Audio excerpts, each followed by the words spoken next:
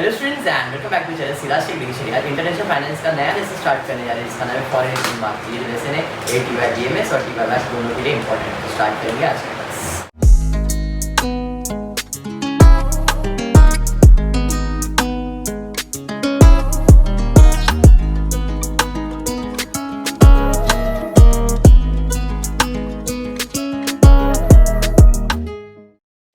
In the previous lectures मैंने इससे पहले जो करवाया था एक्सचेंज रेट के बारे में डिस्कशन किया था।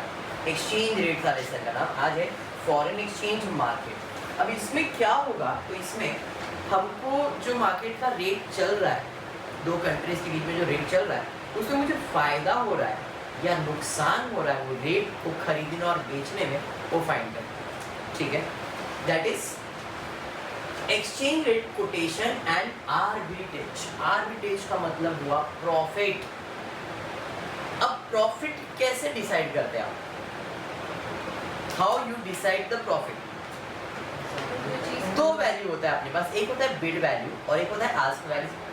एक्सचेंज रेट बेसिक बात कर, और ये टॉपिक से रिलेटेड बात कर रहा हूँ। नॉर्मल केस में कैसा होता है प्रॉफिट? तो सर खरीदा था 50 में, बेचा 100 में, तो प्रॉफिट कैसे मालूम पड़ा? Selling price minus cost. Selling price minus cost, cost means buying price. तो जब अपने को ये समझ में आ रहा है कि अपना सेलिंग प्राइस ज्यादा है और बाइंग प्राइस कम है तो प्रॉफिट होता है। तो सेलिंग एंड बाइंग का कुछ तो रेशियो है यहाँ पे।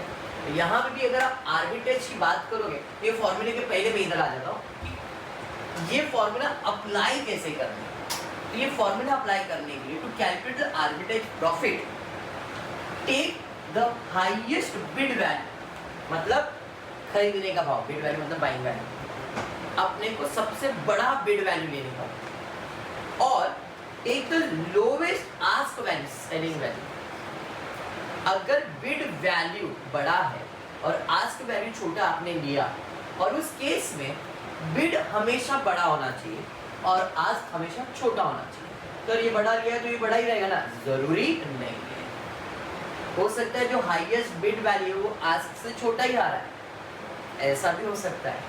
तो आप हाईएस्ट बिड वैल्यू लोगे, लोवेस्ट आस्क वैल्यू लोगे, और रूल देखोगे कि जो बिड वैल्यू आपने लिया है वो हमेशा बड़ा है किससे? आस्क से, तो ही आर्बिट्रेज प्रॉफिट आएगा।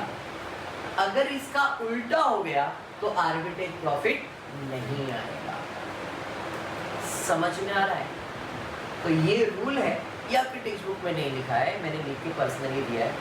बिड वैल्यू और आस्क वैल्यू, बिड वैल्यू बड़ा होना चाहिए, ये रूल मिलेगा बट ये नहीं मिलेगा। बिड बड़ा होना चाहिए और आस्क छोटा होना चाहिए।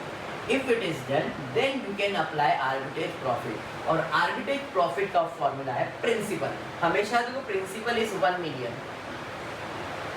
जब आप डॉलर्स का कैलकुलेशन करोगे 1 मिलियन, 1 मिलियन मतलब सबको पूछा 1 मिलियन मतलब वेरी गुड, 1 मिलियन मतलब 10 लाख। ठीक है, 10 lakhs। 1 मिलियन सब्सक्राइबर्स मतलब 10 लाख सब्सक्राइबर्स। तो बाहर की कंट्रीज लैक्स नहीं बोलती है, मिलियंस बोलते हैं, के मिलियंस, ये चलता है उनका लैंग्वेज बाहर गाँव। क्लियर? तो यहाँ पे प्रिंसिपल बाय डिफॉल्ट कितना होगा? 10 lakhs मतलब 1 मिलियन। क्योंकि ये फॉरेन करेंसी में डील कर रहे हैं तो इट इज ऑलवेज 1 मिलियन।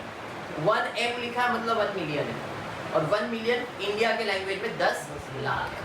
तो इट इज आर्बिट्रेज प्रॉफिट का फॉर्मूला है 10 लाख।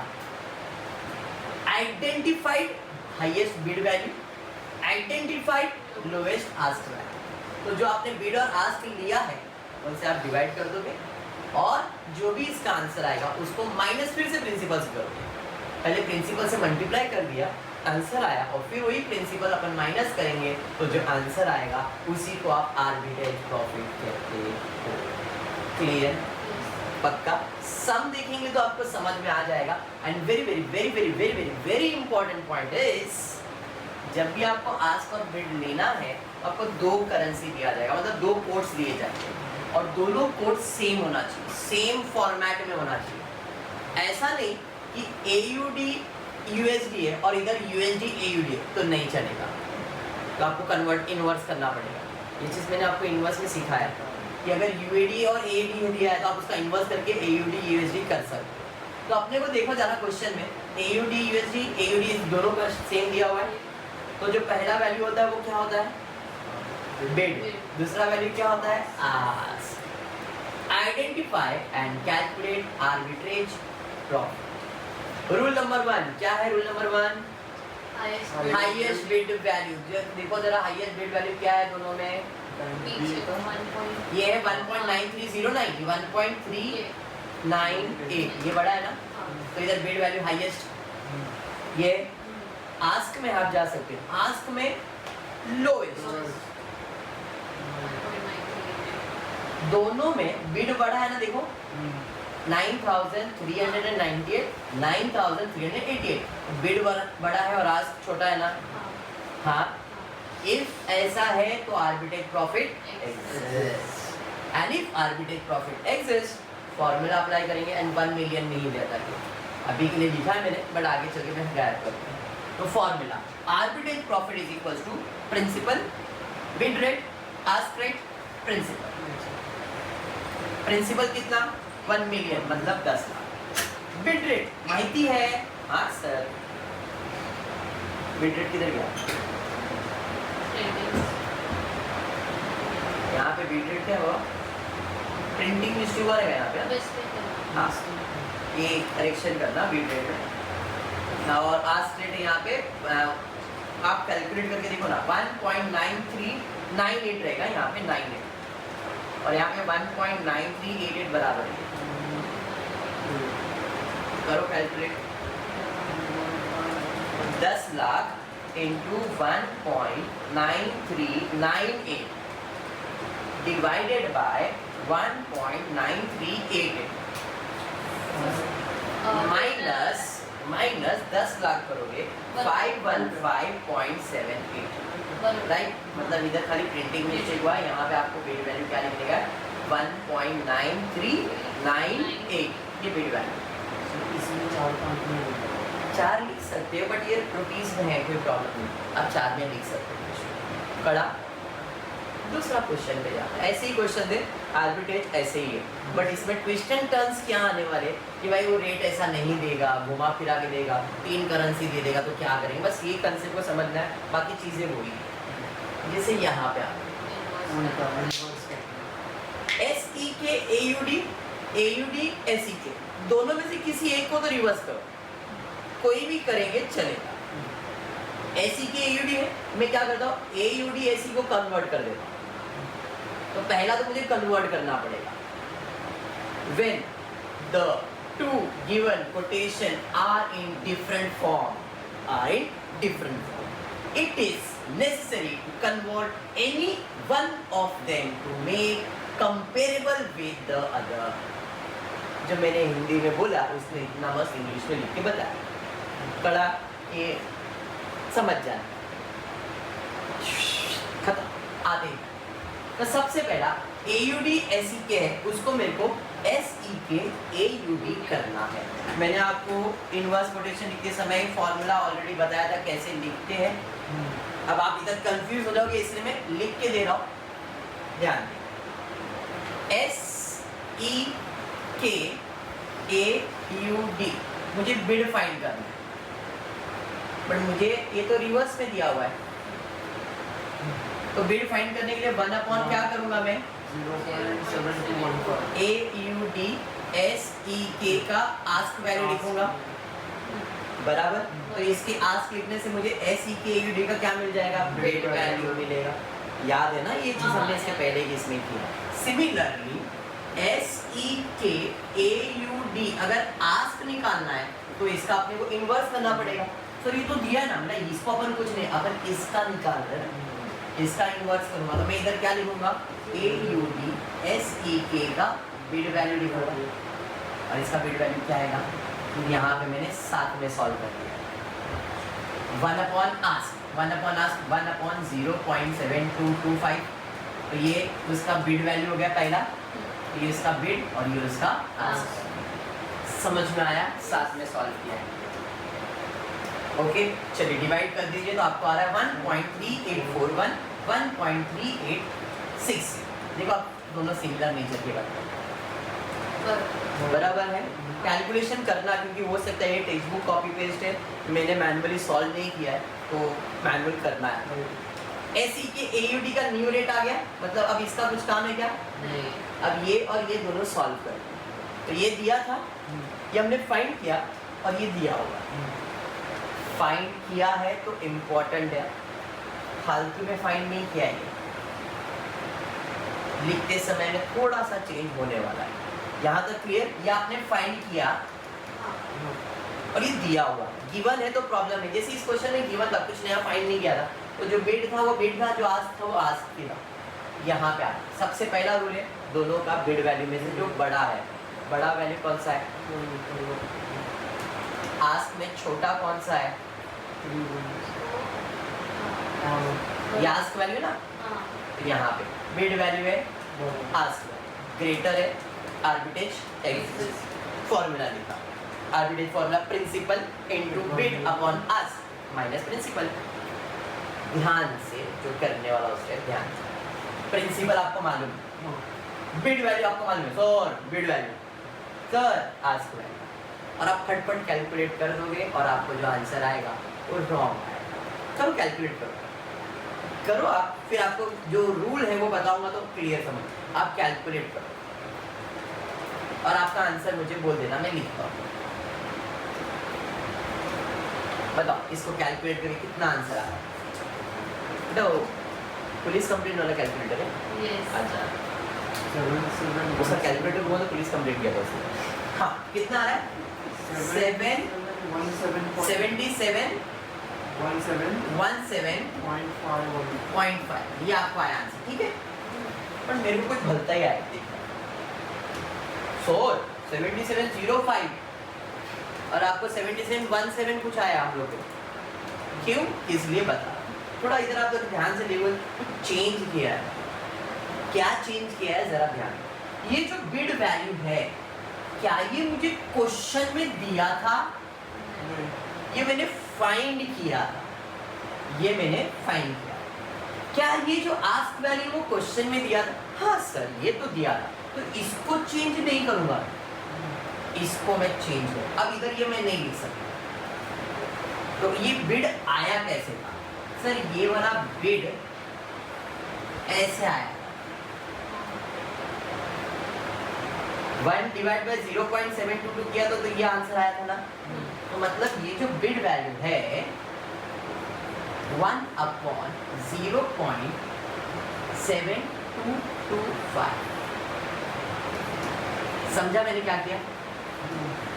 मतलब ये दिया नहीं है, ये मैंने फाइंड किया है, और ये फाइंड इस तरीके से किया, बराबर? तो ये ऊपर है तो ये किधर आ जाएगा? नीचे आ जाएगा, आ जाएगा। समझा मैंने क्या किया? देखो यहाँ पे मैंने क्या किया, आस्क जैसा वैसे ही, ये नहीं लिखा मैंने, इसको हटा दिया क्योंकि उसके जगह पे 1 लिखना था और ये था उसके नीचे, तो वो नीचे आ गया। फर्क समझा? Point to be noted milord कि अब अगर क्वेश्चन का दिया हुआ वैल्यू आप यूज कर रहे हो तो it is always same, but when the values you generate, आप जब कोई भी वैल्यूज फाइंड करते हो, चाहे वो बिड वैल्यू हो चाहे वो आस्क वैल्यू, जो आप इधर यूज करोगे, तो आपने अगर उसको फाइंड किया है तो जैसे फाइंड किया वो चीज उधर लिखने का, और अगर क्वेश्चन का ही सेम वैल्यू है तो जैसा है वैसे लिखने का। ये पॉइंट इधर समझना बहुत ज्यादा है, बाकी क्लियर हो जाए। डन? पक्का? अगर थोड़ा बाउंसर गया और समाएगा तो और क्लियर हो जाएगा। ये समझा क्यों किया? अब आप इसको डिवाइड करके चेक करना, आपको आएगा 7705.17 करके देख लो। 10 लाख डिवाइड बाय 0.7225, जो भी आंसर है डिवाइड बाय 1.3735 माइनस 10 लाख का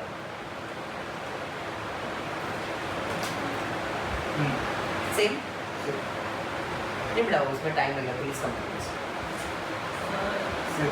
क्लियर? चल, हाँ बराबर। पापा, अरे सर 2 का 3 हो गया। देखो अभी ऐसी सिचुएशन में क्या, याद करो ऐसा कुछ करवाया मैंने, क्रॉस करेंसी रेट। तो अब USD CAD दिया हुआ है, USD CHF दिया हुआ है, CAD CHF दिया हुआ है। What I can do is cross currency apply कर देता हूँ, तो CAD CHF आ जाएगा। तो इन दोनों को मैं कन्वर्ट करूंगा CAD CHF, क्रॉस करेंसी इसके पहले किया हुआ है। आपको फॉर्मूला मालूम होगा, CAD CHF बिड वैल्यू है तो क्या आएगा, CAD CHF, कॉमन करेंसी है USD। याद आया, ऐसा कुछ किया है। तो इससे अपने को एक बार बिड मिलेगा, इधर बिड है तो बिड ही लिखोगे, आज के तो आज के लिखोगे, लेकिन ऐसा कुछ नहीं है तो उसका इन्वर्स करोगे। याद आया, ये है उसका कनेक्शन। चलिए स्टार्ट करें। सबसे पहला मैंने डिराइव करने के लिए CAD CHF फाइंड किया, मैंने अभी बताया ना, फॉर्मूला है CAD CHF USD।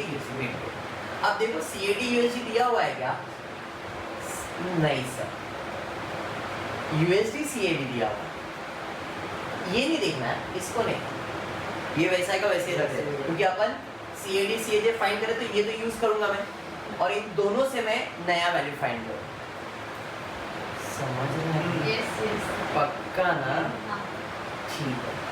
तब CAD USD चाहिए, बट USD CAD तो इसका इन्वर्स करना पड़ेगा। तो बिट निकालने के लिए क्या यूज करूंगा मैं, आस्क। इधर आ जाएगा 1/1 USD CAD का आस्क। USD CHF दिया है, हाँ वो तो दिया है, तो बिड है तो बिड ही यूज करूंगा मैं। क्लियर? समझाना क्या हुआ? पक्का? इधर करेक्शन करूंगा, ठीक। यहाँ पे वापस आ जाओ।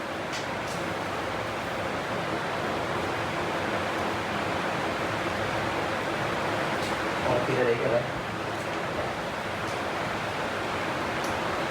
देख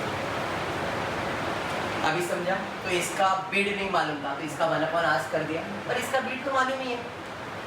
CAD USD नहीं मालूम, USD CHF मालूम है ना। इधर आस्क, तो 1/आस्क वैल्यू क्या यूज करोगे, आस्क वैल्यू क्या है इसका,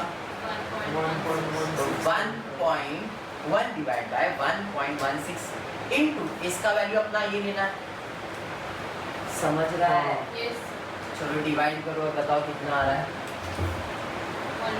1.1787। ये क्या आ गया अपने को, USD CHF का बिड वैल्यू आ गया। अब वापस से सेम फॉर्मूला लिखूंगा, बट अभी आस्क के लिए लिखूंगा। तो क्या USD CAD मालूम है, नहीं सर। USD CAD मालूम है, CAD USD नहीं मालूम। इसका इनवर्स मतलब इधर बिड लूंगा और ये तो अपने जैसा है वैसे ही रहेगा। क्लियर हुआ ना? चलो तो इधर ले लो, कितना आंसर आ रहा है देखो, इसका बिड वैल्यू, तो USD CAD का बिड वैल्यू ये, और आस्क वैल्यू तो इसका जैसा है वैसे ही रहेगा, 1.3795 अपॉन 1.11685, 1.18। क्लियर? दोनों वैल्यू मैंने फाइंड किया है, ठीक है। अब दोनों करेंसी का वैल्यू देखता हूँ। ये मैंने डिराइव किया हुआ value, bid value, ask value, बराबर। ये इसका गिवन वैल्यू है, ये गिवन वैल्यू, बराबर है। तो आर्बिट्रेज गेन का फॉर्मूला क्या है, हाईएस्ट ऑफ बिड। दोनों बिड में सबसे बड़ा क्या है, ये। दोनों आस्क में बड़ा आस्क क्या है, सॉरी लोएस्ट। तो ये वैल्यू आस्क में जाएगा और ये वैल्यू बिड में, ठीक है। बिड बड़ा है, आस्क छोटा है, बिड बड़ा है और आस्क छोटा है, बराबर, बराबर है। So now what, arbitrage exist, formula apply कर देंगे, फॉर्मूला के लिए प्रिंसिपल। तो बिड वैल्यू क्या है भाई, बिड वैल्यू लिया था हमने 1.1885, आस्क वैल्यू क्या लिया था 1.18।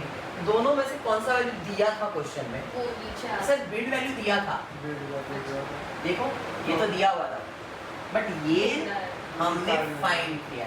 मतलब ये हमने कैसे फाइंड किया, और ये कैसे फाइंड किया था, 1.37, तो इसके जगह पे अपन क्या लिखेंगे 1.3795 और ये ऊपर आ जाएगा यहाँ पे देखो 1.3795 और ये इसका वैल्यू क्या आ गया समझाना रूल देखो ये था और ये था ये तो दिया हुआ था तो इसको तो चेंज नहीं करना ये मैंने फाइंड किया था और ये कैसे फाइंड किया था इस फॉर्मूले से इसके जगह पे ये और ये जो नीचे था वो क्या हो गया अब सॉल्व करो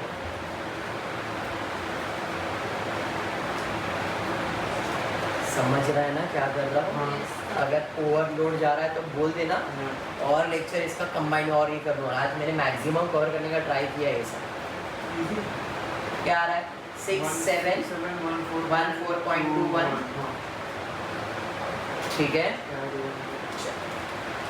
ये जो सम्स थी अगर आपको ये समझ में आ गया तो अब सम रिपीट होना चालू हो जाएगा पहला डबल करेंसी सिंपल वाला सम था फिर क्रॉस में अपने को एक रेट दिया था एक इन्वर्स करके किया अब 3 कंट्रीज में से 2 कंट्रीज में अभी सम ऐसे सिमिलर रिपीट अभी खत्म हो गया चलिए देखो वापस से 3 करेंसी दिया हुआ यूरो दिया यूएसडी दिया यूएसडी एसजीडी दिया यूरो दिया एसजी अब ये हम लोग कॉमन कर रहे हैं तो इन दोनों में से क्रॉस करेंसी में से यूएसडी और यूएसडी हट जाएगा तुम्हारा बराबर यहाँ से अगर यूएसडी हट जाता यूरो और एसजीडी आ जाएगा हम लोग सबसे पहले वही काम करेंगे यूरो और एसजीडी फाइंड करेंगे बीड के लिए बीड आस्क के लिए आस्क यूरो यूएसडी दिया हुआ है हाँ सर यूरो यूएसडी दिया है बट अगर आप ध्यान से देखो सर आस्क रेट नहीं दिया है सर बीड रेट नहीं दिया है सर एक ही रेट दिया है वो कौन सा लेने का ये चीज समझाना अब इस क्वेश्चन में अपने को एक रेट दिया उसे हम लोग कहते हैं मिड रेट क्या रेट कहते हैं मिड रेट ये भी पढ़ा है एवरेज तो इस केस में यूरो यूएसडी का वैल्यू कितना दिया हुआ है और यूएसडी एसजीडी का वैल्यू कितना दिया हुआ है डायरेक्ट सॉल्व किया एवरेज रेट ले लिया मल्टीप्लाई कर दिया दोनों को और अपने को यूरो एसजीडी का एक ही सिंगल वैल्यू आएगा ये एवरेज वैल्यू है मतलब मिड वैल्यू और सॉरी मिड वैल्यू और आस्क वैल्यू का average value done single rate का इसलिए सिंगल रेट नहीं रहता तो अपन जैसा ये करते हो वैसे ही करते हैं ना यहाँ पे क्वेश्चन में यूरो एसजीडी का एक वैल्यू दिया था यूरो एसजीडी मैंने फाइंड किया क्लियर है when only mid rates are given जैसे यहाँ पे एक ही रेट है when only mid rates are given then as per the identifying mechanism the arbitrate would sell at higher price treating it as a market bid value मतलब जब इस question में मिड वैल्यू दिया जाएगा तो सबसे बड़ा वैल्यू रहेगा वो मेरा क्या रहेगा बिड वैल्यू और जो सबसे छोटा वैल्यू रहेगा buy at the lower price treating it as an ask rate तो इन दोनों में बड़ा क्या है 347 और छोटा क्या है 332 तो ऊपर वाला मेरे लिए क्या बन गया बिड वैल्यू और नीचे वाला मेरे लिए क्या बन गया कंसेप्ट समझाइए अब बिड बड़ा है आस्क छोटा ही है आर्बिट्रेज एग्जिस्ट होगा फॉर्मूला अप्लाई करेंगे बिड वैल्यू अपॉन आस्क सवाल ये है क्या ये 19347 क्वेश्चन में दिया था क्या तो फाइंड किया है मतलब इधर ये लिख सकते क्या है यहाँ पे बड़ा बस ये रूल समझ में आया चलो डिवाइड कर लो अभी समझा ना ये कहाँ से आया ये ऐसे आया था ना इसके लिए ये डायरेक्टली बिड वैल्यू नहीं लिख सकते क्यों नहीं सर वही सेम तो आता है पॉइंट में डिफरेंस करेगा कुछ देखो 795.344 बराबर पुलिस कंप्लेन डन चलिए बरोबर आगे जा वापस क्या है भाई अभी same trader A trader B trader C आपको बिड और आस्क दिया है बट आस्क में थोड़ा सा लास्ट के 2 डिजिट से दिए गए यूएसडी जीबीपी एससी के यूएसडी एससी के जीबीपी इसको कॉमन रखें तो आप यूएसडी का कटोगे तो एसई के और जीबीपी आ जाएगा क्रॉस करेंसी रेट से ध्यान से देखना सॉल्व कैसे कराओ चलो reconstructing the given quotation as per जो रूल लिखा होगा वो लिखा हो जीबीपी यूएसडी फाइंड करना है जीबीपी यूएसडी अपने को दिया हुआ है जीबीपी यूएसडी दिया है 1.5183 लास्ट 93 1.1 हाँ बराबर। सेकेंड यूएसडी एसईके दिया हुआ, एसईके पर यूएसडी दिया हुआ है ना, तो यूएसडी आगे आएगा एसईके, जैसे यहाँ पे हुआ यूएसडी पर जीबीपी दिया है तो जीबीपी आगे और यूएसडी पीछे आएगा।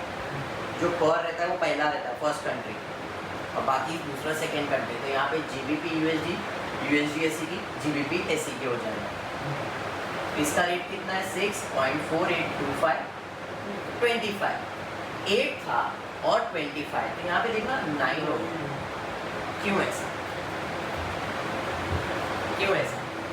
बस वही सवाल, कशाला ऐसा कसा करता है नहीं, क्यों किया ये? एनीवन? सेम नहीं रखा अच्छा सेम नहीं तो ऊपर ऐसा क्यों किया? 183 था उसको 93 कर दिया था, उधर दिया है नहीं तो इधर 25 किया है। सेम नहीं होता है सेम नहीं होता है ऐसा। अच्छा ठीक, नीचे आ रहा 0 0 है, अब बताओ। आई गेस वो 9.8400 ये वाला पूछ रहा हाँ हूँ। मैं इसका ही बोल हाँ रही क्या आ जाएगा 9.8? 400 क्यों हुआ ऐसा? जो मैंने बोला क्या सेम नहीं हो इसका सकता। मतलब कुछ समझने जैसी बात है। अगर ये भी 0 है, ये भी 0 है, दोनों 0 है ना, लास्ट का डिजिट, तो क्या बिड और क्या इट इज ऑलवेज सेम। तो आपको कितना वैल्यू बढ़ाने का? 100 रुपए, 100, एक वैल्यू ऐड करना, 1 वैल्यू इंक्रीज करना, और कुछ भी नहीं। 8 था तो इसको हमने कितना कर दिया? 9 कर दिया, और बाकी तो सेम रखा। 3 था तो हमने कितना किया? 4, बाकी तो सेम रखा। एक वैल्यू आप क्या करते हो? इंक्रीज, और कुछ कड़ा। हाँ पक्का। तो अपने पास सब रेट्स आ गए। अब देखो जीबीपी एसी को अपन नहीं छेड़, ये छेड़ेंगे तो जीबीपी एसी की आ जाएगा, अपने को क्रॉस करेंसी में ये मिल जाएगा। तो हम लोग फाइंड करेंगे। इन लोगों ने क्या फाइंड किया है? यूएसडी एसी के फाइंड किया हुआ, ठीक है कोई नहीं, यूएसडी एसी के फाइंड किया हुआ है यहाँ। अब क्यों का सारा मेरे को माहिती नहीं, मैं तो भाई ये सॉल्व कर रहा हूँ तुम्हारे सामने, देखता हूँ क्या है। इसका इसको सीधा कर, कौन सा संभल है? ये ठीक, और कुछ चल, ये लोग ने फाइंड किया है यहाँ पे यूएसडी एसी के। अब यूएसडी एसी की क्यों फाइंड कर रहे हैं? तो भाई इसको कॉमन रखा है, इसको कॉमन रखा है, और इसमें से जीबीपी को निकाल के यूएसडी एसी आप कोई भी फाइंड कर सकते हो। It's alternative. ये लोग ने यूएसडी यहाँ पे जैसे मैंने बताया, इसको कॉमन रख के मैं इन दोनों को भी सॉल्व कर सकता हूँ, या इन दोनों को लेके इसको कट कर कॉमन रख सकता हूँ अपने ऊपर, क्योंकि सब पे कॉमन करेंसी कट ही जाएगा और बाद में आएगा यहाँ से।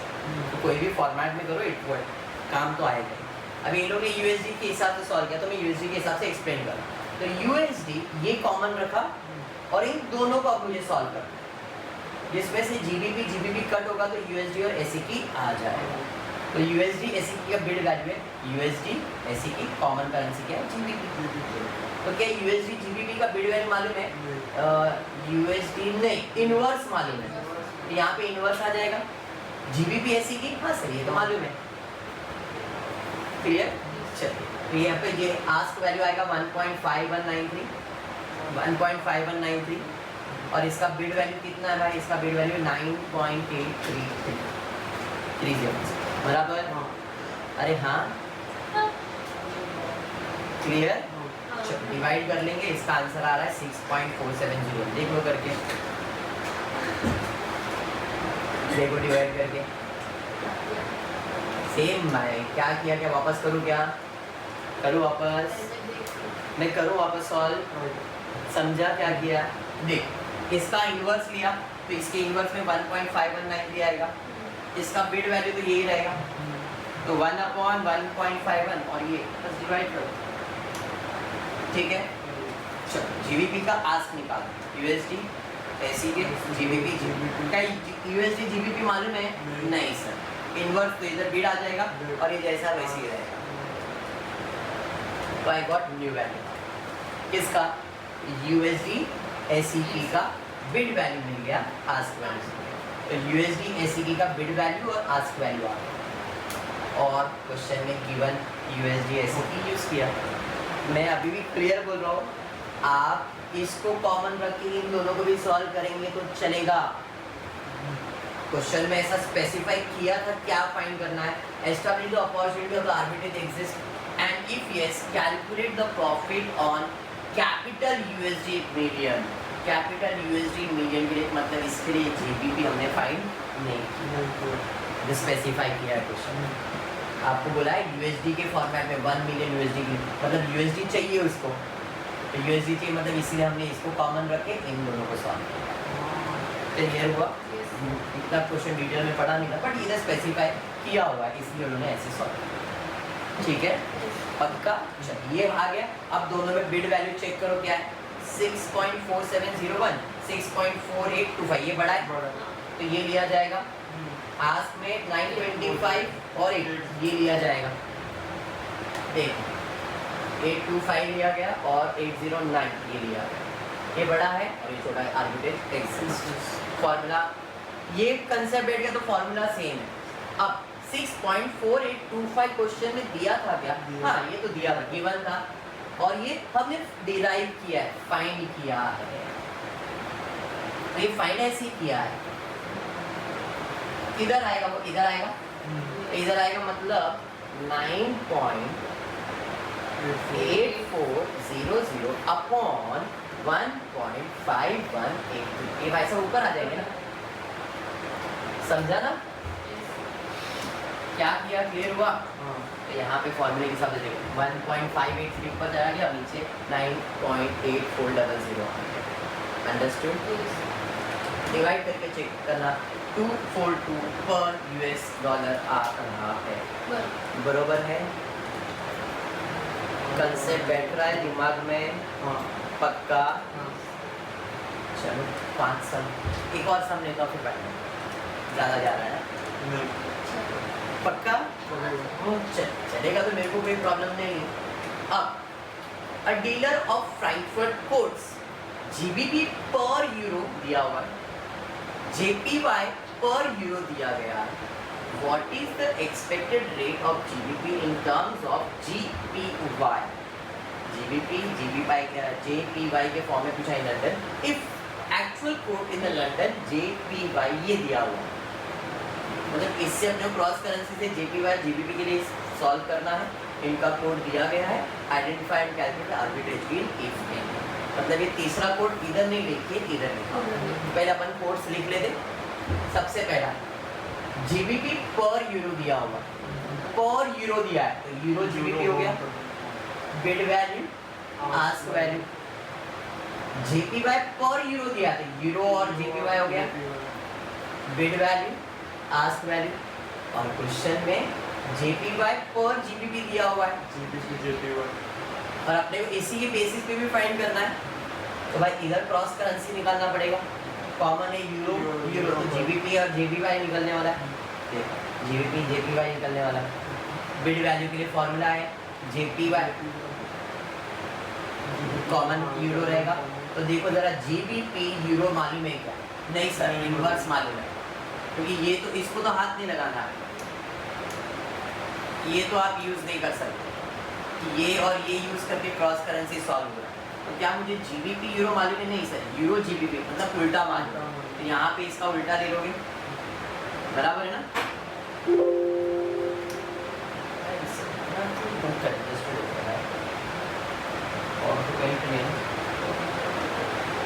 ठीक है, और ये बिड वैल्यू दिया हुआ यूरो GBP दिया हुआ, इधर तो सेम है, पिछले सम जैसा ही 1 अपॉन डिवाइड किया इसका bid value same. Ask value के लिए भी सेम अप्लाई किया बट यहाँ पे इनवर्स यूज होगा, ये जैसा वैसे ही इसका कोड था। ये कोड हमने डिराइव किया, कौन सा कोड डिराइव किया? GBP JYP, ये आपने डिराइव किया 141 और 140, ये आपने डिराइव मतलब एस्टिमेट में मतलब डिराइव किया और गिवन आपको दिया। दोनों में बिड वैल्यू में बड़ा कौन सा है? 5000 ये है ना? हाँ जो नीचे का। बराबर। और आस्क में सबसे छोटा नंबर क्या है? 142। तो देखो 5001 बराबर। रूल सेटिस्फाई किया, आर्किटेक्ट एग्जिस्ट है। बिड वैल्यू और आस्क पहले यही लिखने का, हमेशा पहले ये जो आपका है वही लिखना है एंड देन आइडेंटिफाई करना है कि ये दिया था क्या, हमने डिराइव किया। 142.50 गिवन था, ये डिराइव किया है। तो ये कैसे डिराइव किया है? ऐसे डिराइव किया है भाई। सम ऊपर जाएंगे उसके, क्लियर हो गया? अभी फॉर्मेट समझ लो भाई, सम कैसे कर रहा हूँ। अगर वो समझ गया तो टॉपिक माइंड अप होता है। क्लियर है यहाँ तक? पक्का? डिवाइड करो, देखो 2430 पॉइंट, अरे 2430 आ रहा है क्या पर मिलियन? बरोबर है। और एक ले लो हाँ 20 वाला, जो लास्ट के 2 डिजिट वाले सम है। Assuming the zero transaction cost, calculate the advantage or advantages or profit that can be derived from the following. अब यहाँ पे इसके लिए कुछ बोला नहीं है। अब हमारे पर 1 great Britain pound US dollar दिया हुआ है, 1 यूएसडी एयूडी दिया हुआ है, 1 जीबीपी दिया हुआ है। पहले अपन अपने फॉर्मेट में लिखते हैं जीबीपी यूएसडी 1593 एंड देखो 93 और 03 लिख सकते थे अपन। अगर 03 लिखता मैं, अगर मैं 03 लिखता तो यहाँ पे क्या होता? 15303 हो जाता। बिड बड़ा होता और आस्क छोटा होता। तो इसके लिए हमने 3 के अंदर 1 ऐड कर दिया। मैंने एक्सप्लेन किया ना, ये सर नहीं समझा। देख 1.5393 लास्ट का 2 डिजिट अगर मैं 03 करता हूँ तो ये क्या बनता है? 1.5303, जो कि ये क्या बड़ा हो गया ना बिड वैल्यू। ऐसा पॉसिबल तो होगा नहीं, इसलिए यहाँ पे 3 की जगह पे हमने क्या कर दिया? 1 ऐड कर दिया। टेंडेंसी क्लियर ना? यहाँ पे एक क्लियर हुआ। यहाँ USD 0.9790, अच्छा ये वाला लिख दिया था यहाँ 0.9790। अभी 2 0 डालने का है, तो अगर मैं 2 0 लास्ट के तो 7 है, तो उसको हमने क्या कर दिया? 1 ऐड कर दिया आगे। And the last one 10। अब ये 10 ऐड कर सकता हूँ मैं, कोई प्रॉब्लम ही नहीं, इससे बड़ा ही होने वाला है। 100 और 10 ऐड किया तो 110 हो जाएगा। क्लियर है ना? आपके पास तीनों करेंसी आ गया। अब आप या तो इसको कॉमन रख के इन दोनों को सॉल्व करो, या इसको कॉमन रख के इन दोनों को सॉल्व करो, या इसको कॉमन रख के इन दोनों को सॉल्व, किसी के साथ भी सॉल्व। एग्जाम्पल अगर मैंने इसको कॉमन रखा है तो इन दोनों को सॉल्व करने के लिए क्या कट जाएगा? तो जीबीपी एयूडी आ जाएगा ना। अभी देखते हैं इन्होंने क्या सॉल्व किया होगा, मेरे को आइडिया नहीं। जीबीपी एयूडी सॉल्व किया, ठीक है। आस्क वैल्यू के लिए और बिड वैल्यू, तो पहले बिड वैल्यू ले लेते। आज खुश हो जाएगा। और कुछ